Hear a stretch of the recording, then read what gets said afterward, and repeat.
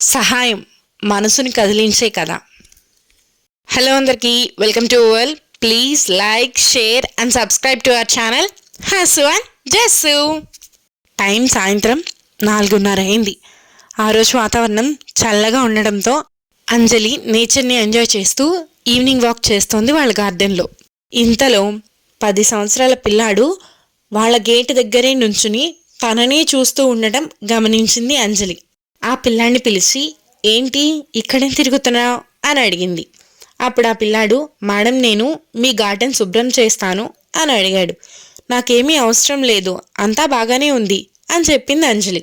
Please madam clean చేయించుకోండి, నేను బాగా క్లీన్ చేస్తాను అని అడుగుతాడు ఆ పిల్లాడు.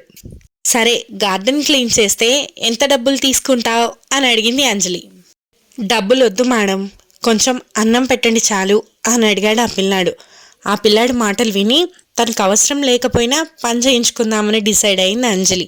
ముందొచ్చి అన్నం తిను, తర్వాత పని చేద్దు కానీ అని ఆ పిల్లాడికి చెప్పింది.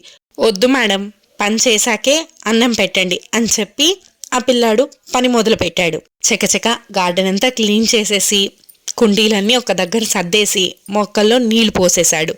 1 గంటలో పనంతా పూర్తయిపోయింది.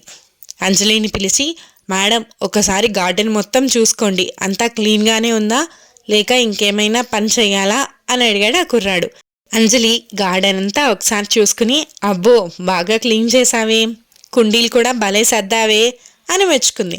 సరేరా కూర్చో, నీకు భోజనం తెస్తాను అని చెప్పి లోపలికి వెళ్ళి భోజనం తెచ్చి ఆ కుర్రాడికి ఇచ్చింది. ఆ పిల్లాడు తన బ్యాగ్లోంచి ఒక సంచి తీసి అంజలి ఇచ్చిన భోజనాన్ని మొత్తం అందులో సర్దుకోవటం మొదలుపెట్టాడు. ఎందుకలా కవర్లో సర్దుకుంటున్నావు, ఖాళీ కడుపుతో పనిచేసావు కదా, ఇక్కడే తిను, ఇంకా కావాలంటే పెడతాను అని చెప్పింది అంజలి. ఈ భోజనం నా కోసం కాదు మేడం, మా అమ్మ జ్వరంతో ఉంది, గవర్నమెంట్ హాస్పిటల్ నుంచి మందులు తెచ్చాను. డాక్టర్ గారు ఖాళీ కడుపుతో మందులు వేసుకోవద్దు, ఏమన్నా తినిపించి మందులు వేయమన్నారు, అందుకే మా అమ్మ కోసం భోజనం తీసుకుని వెళ్తున్నాను మేడం అని చెప్పాడు ఆ పిల్లాడు. ఆ పిల్లాడి మాటలు విన్న అంజలి కళ్ళలో నీళ్ళు ఆగలేదు. ఆ ప్లేట్ తీసుకుని ఆ పిల్లాడికి తన చేత్తోనే అన్నం తినిపించి వాళ్ళ అమ్మకు కూడా భోజనం ప్యాక్ చేసి దాంతోపాటు కొంచెం డబ్బులు కూడా ఇచ్చి పంపించింది అంజలి. ఇక్కడ మ్యాటర్ ఏంటంటే, సహాయం కోరి వచ్చిన వాళ్ళకి లేదనకుండా సహాయం చేయండి.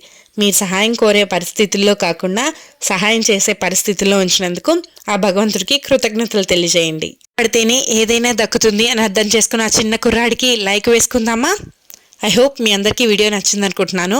Thank you for watching. Please do subscribe to our channel Hassu and Jassu. Please do like and comment.